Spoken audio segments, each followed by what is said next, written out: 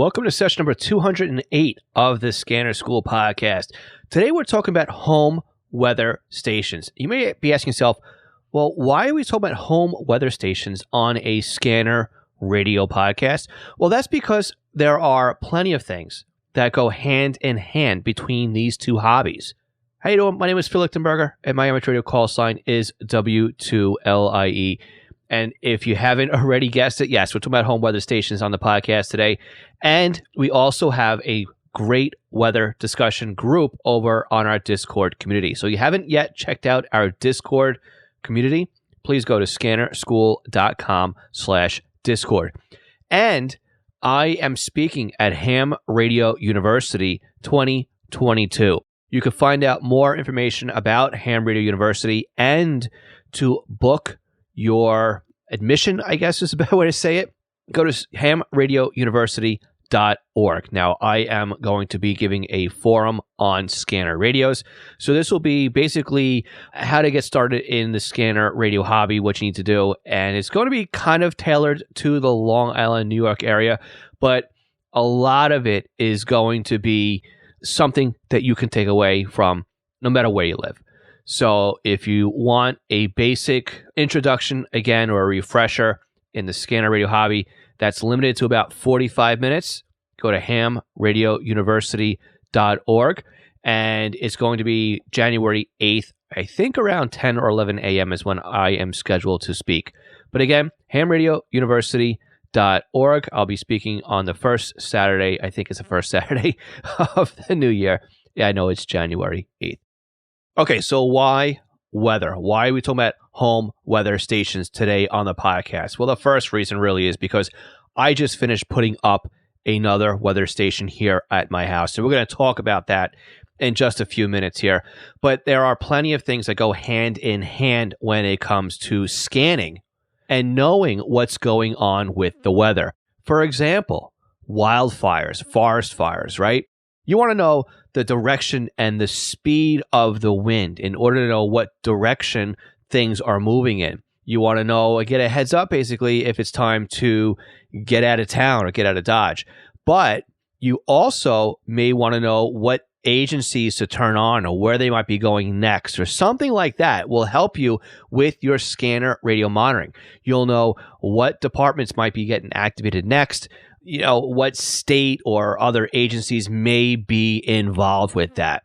Another natural disaster that goes right along with scanning is flooding. Yes, a home weather station may not tell you exactly where flooding is, but you can tell the current rain rate of the storm, how many inches or centimeters per hour is happening right now, right? I guess you guys on the metric system talk centimeters per hour. In freedom units here, it's inches per hour. But this will tell you not only, right, how fast the rain is currently coming down, you know, whether or not it's cats and dogs out there, but you'll know how much we've had on the ground in the last day, in the last week, in the last month, right? How saturated is the ground? So not only can this help you with flooding and flash flooding and rescue efforts, but this could lead into down trees. Because once you start having saturated ground space and then high winds, think about it. Now you have down trees, down utility poles, down wires, trees on homes, road closures. There's a lot of stuff that can happen due to weather that you're going to want to be prepared for to listen to on your scanner. So we just talked about wildfires, flash flooding, weather-related accidents. Well, this leads us right into search and rescue. Where might a search and rescue exercise take place? Think about Katrina, right? Where they had a whole bunch of helicopters come in and they were just plucking people off of their roofs. Think about other situations where you've had massive flooding or disasters and something like that, even when they're trying to pull people out of destroyed areas, right? Search and rescue. You've also got Skywarn. Skywarn is a network of volunteers who are trained weather spotters who report back in weather phenomenon to the National Weather Service or to Skywarn nets on amateur radio. So you may find out, which now leads us to the next point, where a tornado might be touching down or the direction of a tornado. where flash flooding is happening, the rate of the rainfall, right? But again, during hurricane and tornado season, you may be listening to the weather, and you might be listening to your local spotters on the ground, the Weather Network. And again, they may be using something like GMRS, FRS, or amateur radio to communicate. But even still, you may want to know what the weather is at home just for your own safety. Do your antennas need to come down? Do they need to be reinforced? Do you have to go out there and just double check all of your tie downs and your guy wires? I know I do when it gets to be really windy out. In fact, that's an exercise I normally do this time of year, is I just make sure that all the Dacron rope that is basically triangulating my HF antenna is nice and tight so that that antenna is not whipping around or the guy wire is not going to snap on me. Okay? But there's also some people out there that are pretty smart and well above my pay grade, and they know how to take the wireless transmitter data from their sensors. They use a software-defined radio to sniff out their serial numbers, and they pull that, add it into a spreadsheet or into a SQL database, and then now they are plotting this information on their own websites or for their own use at home. Now, they're using applications such as RTL 433 to do something like this, but there's a lot of stuff that people are doing by sniffing the RF, sniffing the data right out of the air. It's amazing what you see online. And a lot of stuff you can find out on some of the weather forums that are available to you. Now, before we get any further in this week's podcast, I want to take a few minutes to thank our Patreon supporters. Now, Patreon is an affordable way for you to support the podcast and our upcoming expansion into YouTube for 2022. So think of Patreon as the PBS model of helping out Scanner School. For a monthly or yearly donation, not only do you help support the podcast, but depending on your donation tier, you will receive certain benefits.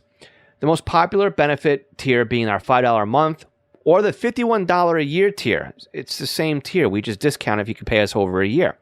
Now, this tier offers the podcast and YouTube videos early, and also you receive a free Squelchy pack of stickers, several discounts, and access to our monthly live Scanner Radio Roundtable discussion we hold monthly on Zoom. Oh, and by the way, most of the Patreon levels also get a special version of the podcast that does not include the middle advertising break in each episode. Now, find out more about Patreon and our supporting tiers by visiting scannerschool.com/Patreon. I'd also like to take a moment here and thank all of our Patreon supporters.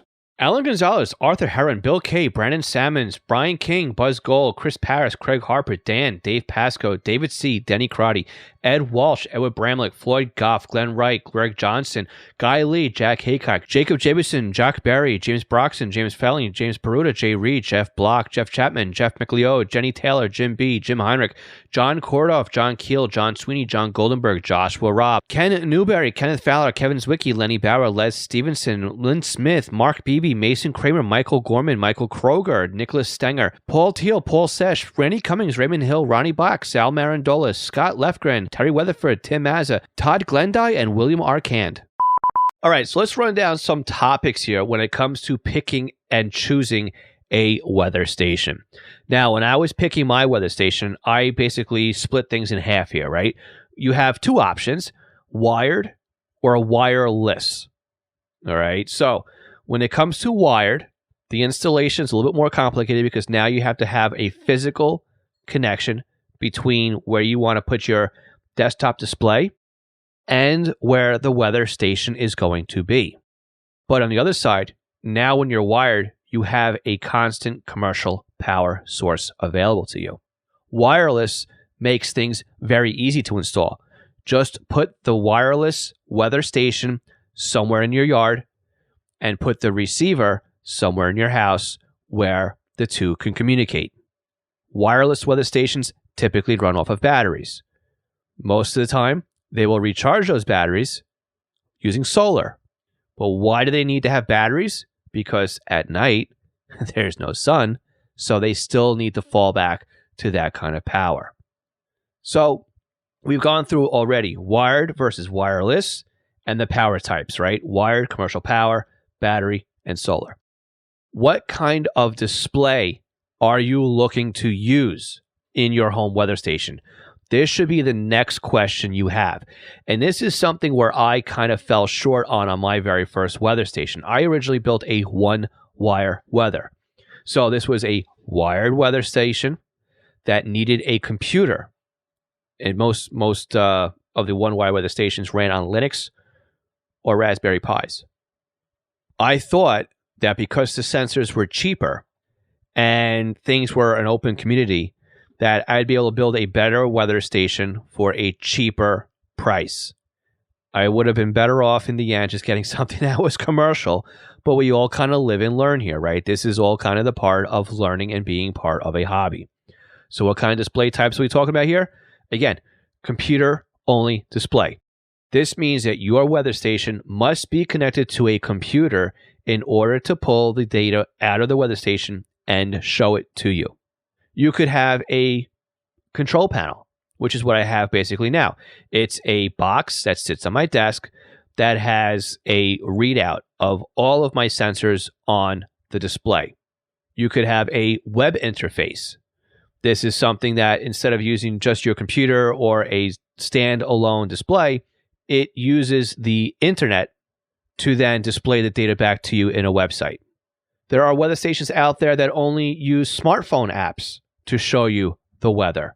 So this might be something that is good for you if that's all you want to do is just look at your smartphone and say, okay, I know what the temperature is outside. But that means you've always got to have your smartphone on you. You can't just look at the kitchen counter or your desk and see what the weather is.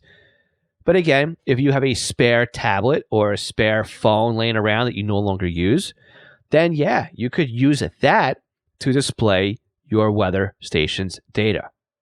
Now, with all of these, you can also have custom alerts that show up on your phone or even on your email, because if you're typed into the internet, you can set thresholds. And of course, my weather station, even though it's a wireless with a control panel, but it's also hooked into the internet, and I can actually have it send me text messages when certain things happen. If it's too cold out, if it's too hot out, if the wind is too fast, if the rain rate is too much, I can get all these alerts on my phone. This brings up our next bullet point here: subscription services. Sometimes you may have to pay to get access to the data that you are providing. So think about that as well. What other types of displays are there out there? Well, we talked about web interfaces, but there's also software out there that allows you to embed your information onto your own website. So think about running your own weather information on a public accessible location, such as your personal web place, your own personal website, a signature in your email, or if you have a community, you could even display the weather on your community's page. So there's a lot of different ways that you can display information from your own personal weather station so that you can pull the data out of it and see what's happening locally. All right, let's talk about trends for a second, because this is something that you're going to want to be able to gain access to out of your personal weather station here. You're going to want to know basically what the highs and lows are for a day, right? Because again, that's what they talk about in the news, right? On the weather, today's high is going to be X number of degrees and today's low is going to be whatever. You can pull that information off your weather station and see what the high and low is of the day. You can see the high and low of the week, of the month, and of the year. This should be something built into pretty much every weather station out there. You can also possibly, I know I can on mine, I can pull out the max sustained winds and the direction of the wind and wind gusts. I can pull out the highest rainfall day of the week, of the month, and of the year. So there's a lot of data you could start pulling out of just your home weather station that'll actually give you clues as to just how bad that storm was that just went overhead as compared to other storms that you might have had. So how big of a kit do you need? How big of a weather station is required to get started here? Well, there's just a couple of simple things that you really need, right? You need an anemometer, which I always say wrong. Anemometer, as I hope I'm saying it right. It tells you how fast the wind is blowing. You need a wind vane. That will tell you the direction of the wind. You need a thermometer to tell you the temperature. And it's always good to have a humidity sensor, obviously for the humidity, right? So with those basic components, you've got a really basic weather station. However, on top of that, having a barometer will tell you the pressure. The higher the pressure, the better the weather. The lower the pressure, the worse the weather. And of course, it always helps to have a tipping rain bucket. That'll tell you how fast the rain is falling and how much rain has fallen. Those are great to have. If you want to know the dew point, you need temperature and humidity. If you want to know the heat index, again, temperature and humidity. If you want to know the wind chill, you need temperature and wind speed. And a change in forecast requires the barometer we just talked about, the barometer. All right, let's talk about some other optional weather sensors to really blow your budget when it comes to a home weather station. You could look for a wet leaf sensor, which will tell you how much moisture is currently on vegetation. You can go for a soil moisture meter, which will tell you how much or how damp the soil is. These two are great for people who are really into gardening. A UV sensor will tell you how much UV is coming down. So do you need sunscreen on today, right? Also, you've got solar radiation and even air quality sensors that can be added to a home weather station. So you could really have, if you start adding all these sensors on here, you could have a very, very professional based or quality weather station right on your garage. It's amazing what you can do. And again, a lot of these stations, you could just keep adding bits and pieces to it as you grow into the station. But one of the things I recommend highly is a pagoda on your weather station. This is basically a radiation shield. What you do is you take your thermometer and you put it inside the pagoda. This keeps air flowing through the sensor, and it allows the sensor basically not to bake in the sun. It allows the wind to naturally aspirate, I guess you could say. My weather station, again, I went above and beyond, and I bought a fan aspirated weather station. This way I know I constantly have air moving over my thermometer, so I have a very valid temperature reading, especially in the summertime.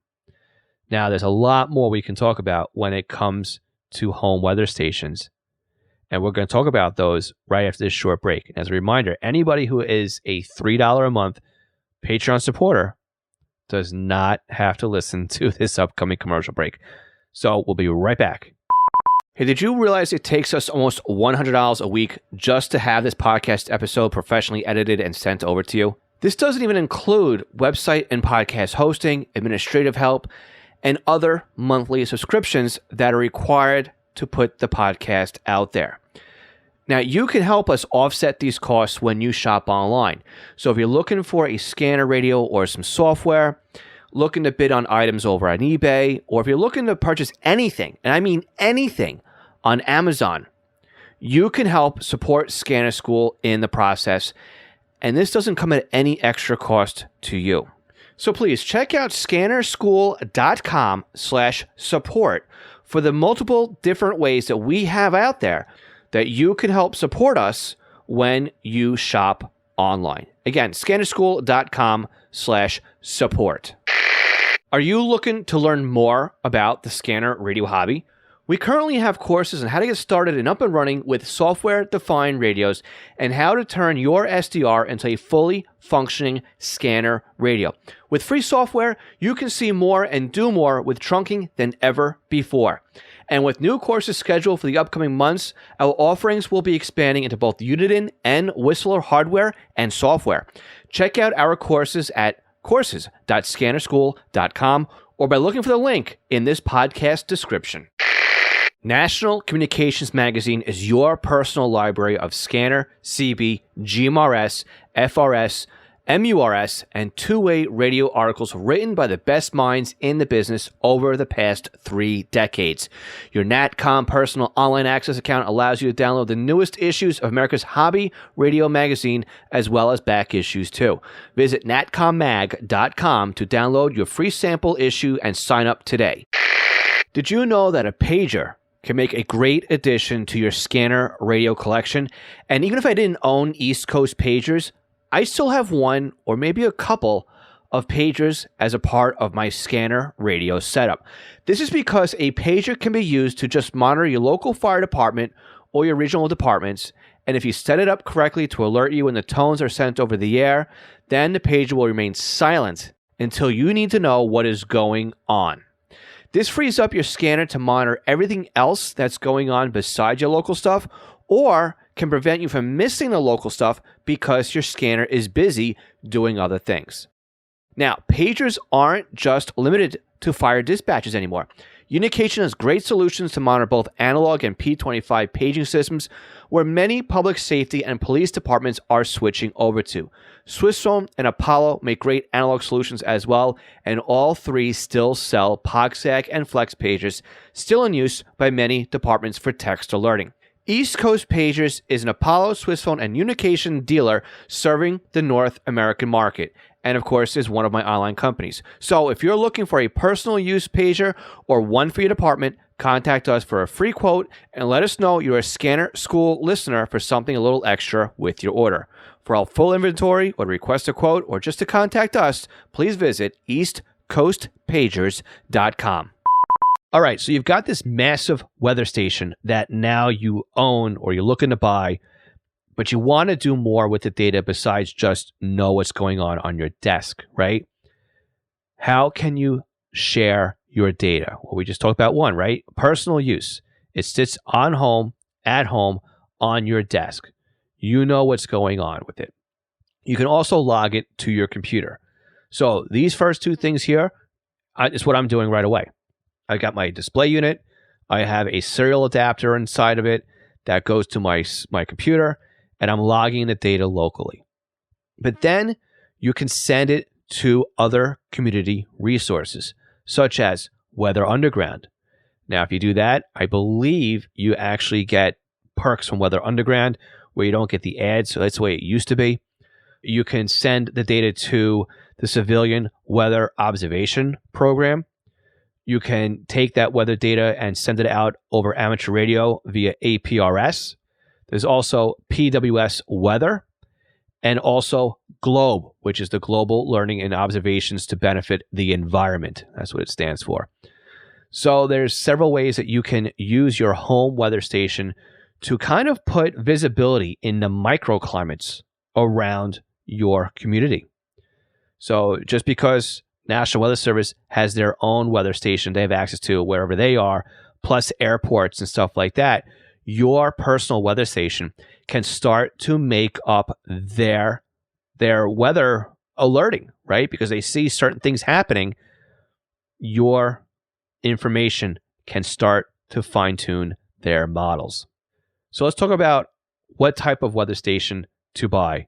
Well, how big of a weather station do you need? We talked about a lot of sensors here. And I think it really comes down to what sensors do you want to have versus what sensors do you need to have. And that was a question that I had to go through personally as I was rebuilding my weather station. Because again, I'm on my second or third weather station now. Actually, my third weather station. So the first weather station I had was wired and it ran only through a computer. And I was kind of building it as I went along, right? So I definitely had a wind vane and an anemometer and a thermometer, and I was able to grab barometric pressure and humidity, and also the rainfall. But I also added a lightning sensor to it, and I added some other sensors that kind of failed and did not work well. I mean, at this point right now, that weather station is still in the back of my garage, but it's basically seized up. It needs a good soak in oil or a replacement of the bearings, but I kind of gave up on it.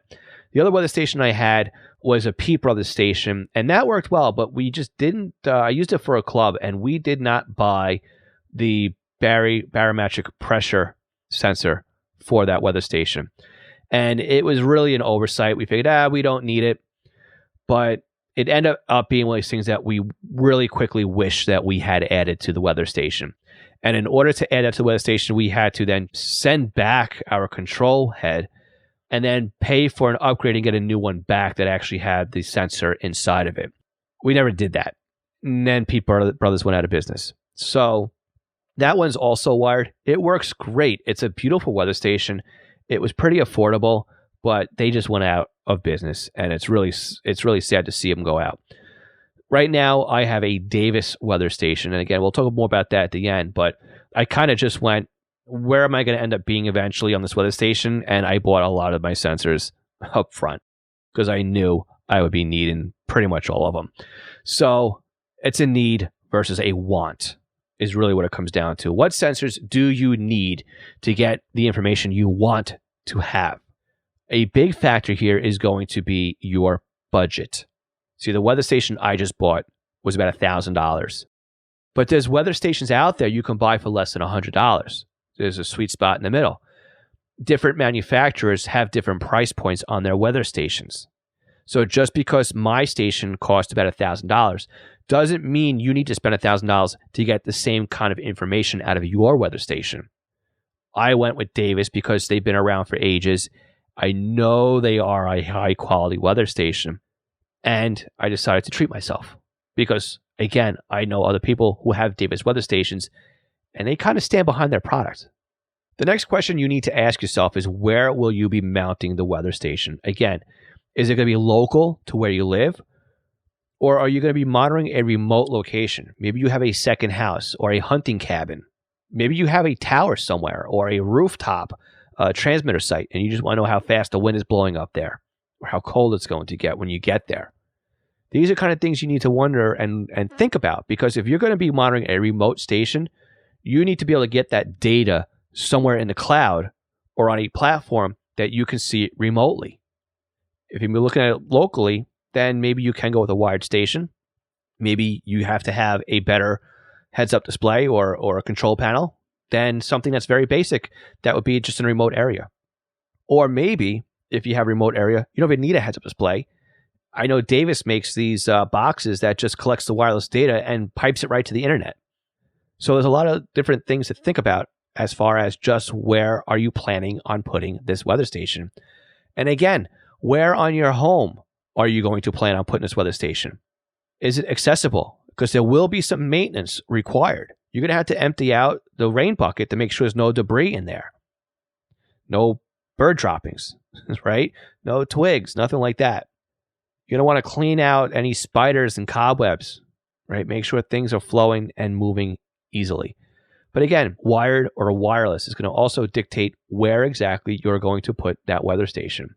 And again, do you need to share and log data? Because again, I had to pay extra for the expansion card on my Davis system in order to plug it into the computer.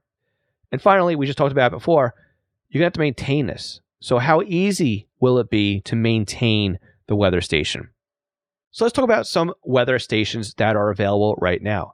Basic weather stations can be found on Amazon. In fact, we'll just put a link to some of these in the show notes, in the session notes below, or in your podcast player on where to get some of these weather stations. But again, Amazon really has a lot of these stations out there. LaCrosse has been out there for years and years and years. This would be your bare bones entry level, just getting started with a weather station type of manufacturer. Not that there's anything wrong with LaCrosse. I've had weather stations from LaCrosse, and I actually still have remote sensors that I use to monitor, say, my attic space, just to see how warm it is up in the attic in the summertime. That's LaCrosse, okay?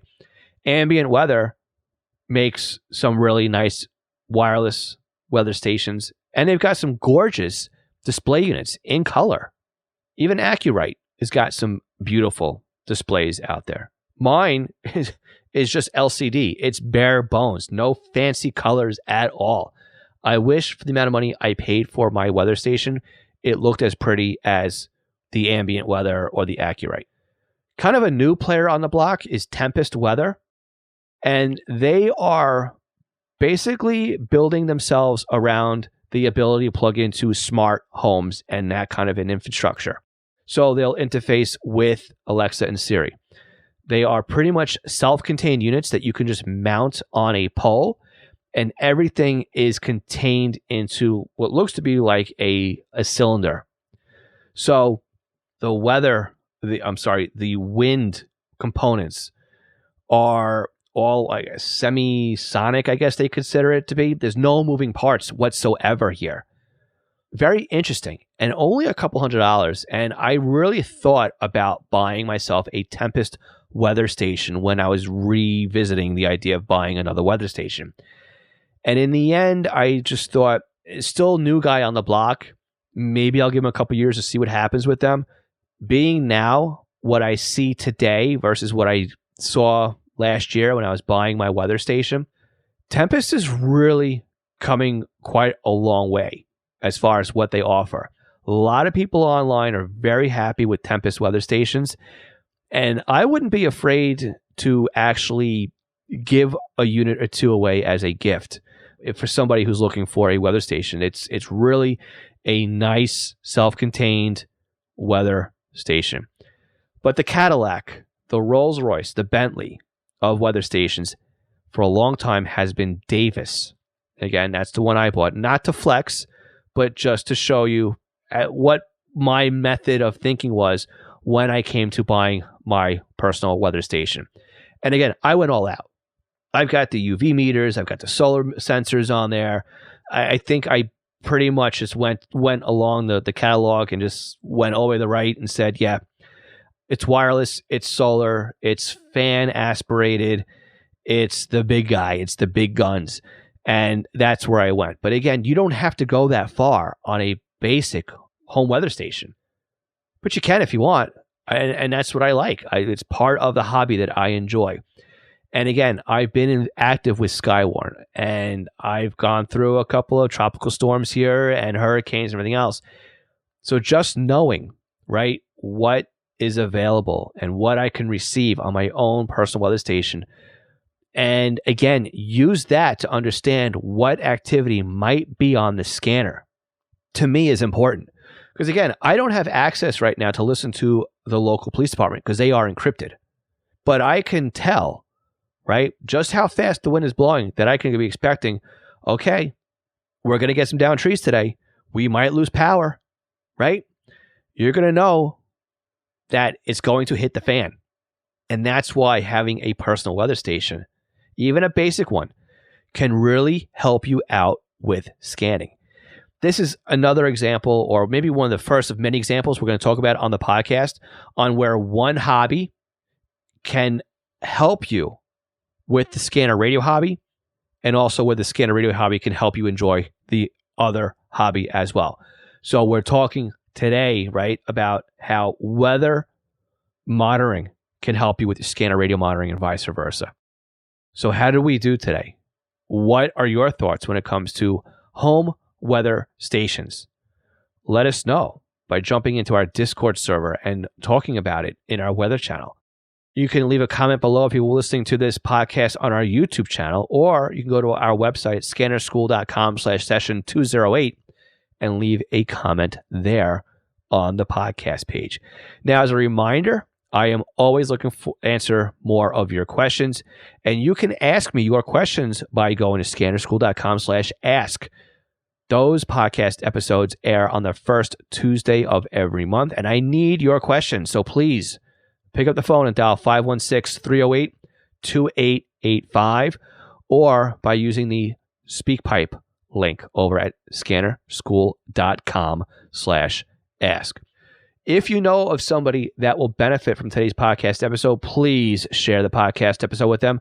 That is how we can hit our goal of helping more people with the scanner radio hobby.